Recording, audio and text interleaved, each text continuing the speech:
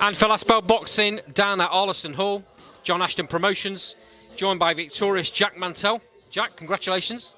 Thank you very much, mate. Good to see you again. It's been a while, hasn't it? It has been a while. I miss you down at the gym. One of them. I believe you was away. Yeah, I forgot where I was now, but I'm always away. It's very hard to get me in the country off at times, so sorry about that. You like a bit of that sun, don't you, mate? Yeah, I do, mate. And like I say, I like to spend as much time with family when I can, do you know what I mean? So, one of them.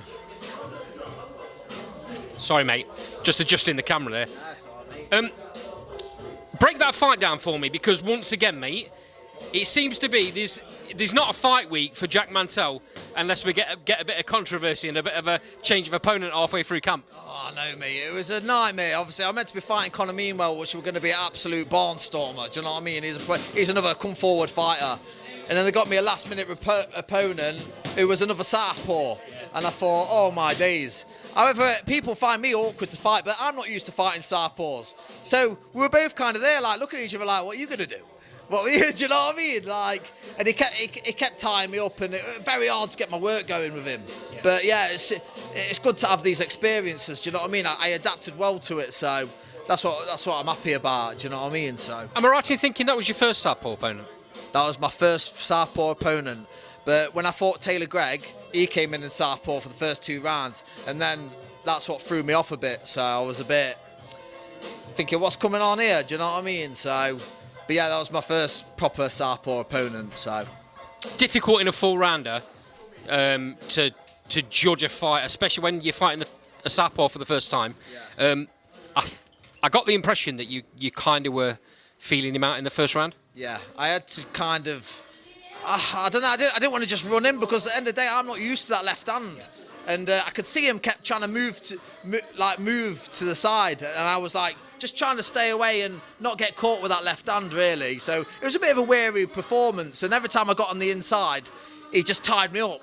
So he caught me a few times on the inside, you know what I mean? And yeah, it was hard work, but I mean, that's what we're in it for. You've got to adapt to these kind of situations. It's boxing. People get injured. You've got to be ready to adapt to your next opponent, do you know what I mean? And that's why we always spar different people in the gym, do you know what I mean? It's what we're here for, so... I know what you're gonna say to me here, because you always say the same thing. You want to fight as many times as you can.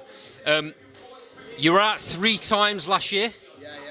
And I know your target for this year, we've spoke previously, was an area title. Yeah, definitely. Is that still the target? Definitely, mate. Hopefully we've got to see what's happening with the area title. Amir Abu Baker's got it at the minute, so I know he wants to move on for English against Fawaz in Boston, so I think he'll be vacating and seeing what happens with that. So hopefully, if it's vacant, we can try and get it on a home show, and then see who they match me up with.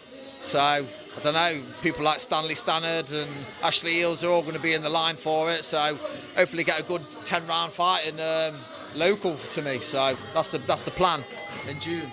There's a real good mix, mate. Super welterweight mix. Especially in the East Midlands area. Yeah, definitely. There's some cracking fighters out there, and I'm in a really good division. So I'm hoping if we can get it on a home show, like I say, we've got people like Liam Dring as well that's got titles. We can have a good 2 or 3 title fights on a home show. Get 150 tickets sold if I can. Do you know what I mean? It's like that's my goal. I want that. I want a good 10-round fight with all the fans. I mean.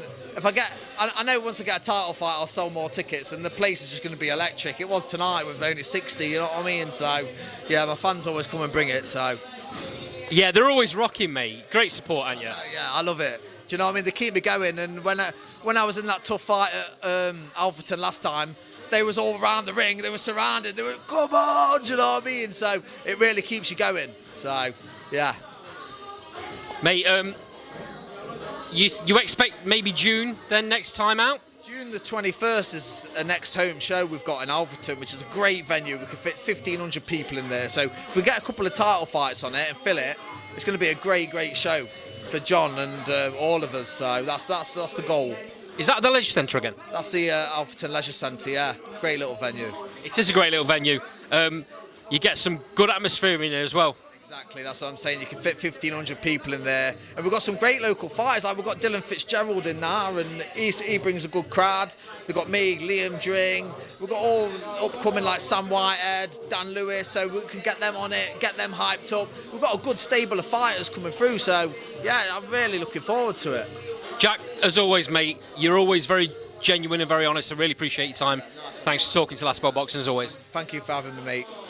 Always, mate.